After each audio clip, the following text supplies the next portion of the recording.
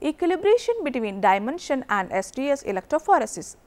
The purpose of the interdimension equilibration process is to coat the proteins separated in the IEF gel with SDS, so that they become mobile in the second dimension.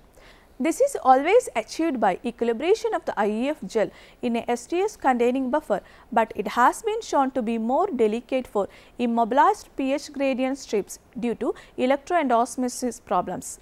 Starts the SDS electrophoresis at low voltage just to give time to the SDS front to resolubilize the protein while sweeping across the immobilized pH gradient strip. Then SDS electrophoresis can be conducted the usual way. Protein detection and image analysis. 2D gel based proteomics is the only step in which there is an intermediate readout before the mass spectrometry stage. This step plays a crucial role as only what is detected can be further analyzed, and quantitative variations observed at this stage are the basis to select the few spots of interest in comparative studies that will be the only ones processed for further analysis with mass spectrometry. There are enormous constraints and demands on this protein detection step, such as sensitivity, linearity and homogeneity of response, as well as compatibility with downstream processes such as mass spectrometry. Current in gel protein detection methods fall into three major categories: detection with organic dyes, silver staining and fluorescence. Detection with organic dyes involves colloidal coercive blue staining, which has really become a reference standard.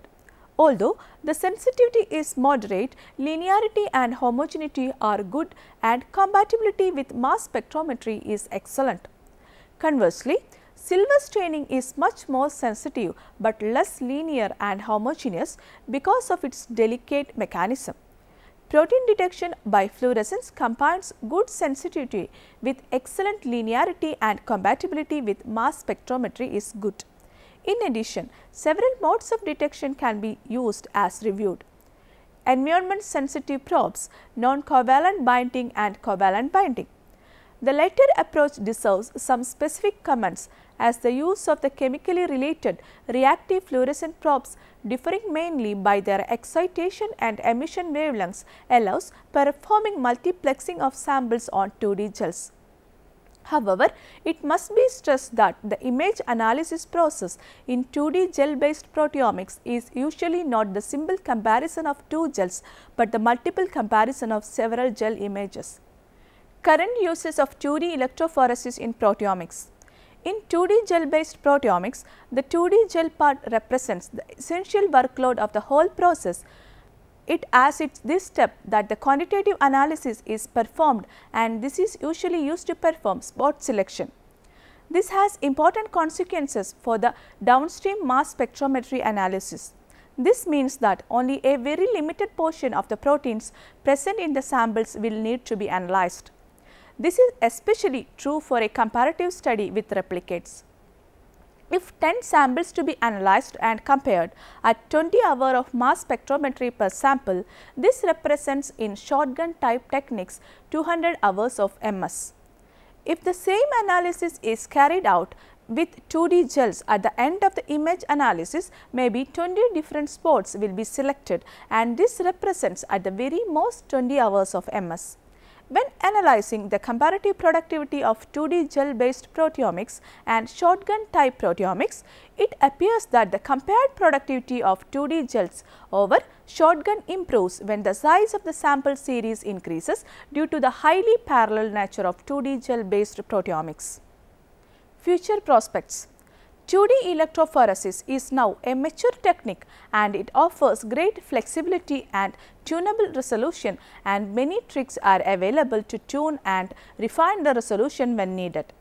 There is therefore little gain to expect as to the pure performances of 2D gels by themselves. When keeping to fully denaturing 2D electrophoresis, several systems purely based on zone electrophoresis have been developed, mainly to alleviate the solubility problem encountered with the membrane proteins. While these systems did alleviate this specific problem, they never came to wide use because of their insufficient resolution, thereby offering no real advantage over their techniques based on 1D SDS page. Thus, progress in the optimal use of 2D gel based proteomics will come from two sides. The upstream side will be to use more and more 2D gels on cell fractions, and decisive progress will come when more robust fractionation techniques than the current ones will become available. The downstream side will be to use 2D gels where it brings most added value compared to other proteomics steps. One of these areas is clearly in the determination of post-translational modifications. Thus, the name of the game for proteomics in the future will be to determine the quantities and qualities of proteins. There will be, however, no match for proteomic techniques as far as post-translational modifications are concerned, and any tool that can be useful in this subfield of proteomics will prove useful for the future of proteomics. So, it is quite clear that 2D gel based proteomics will still be used in the 21st century proteomics.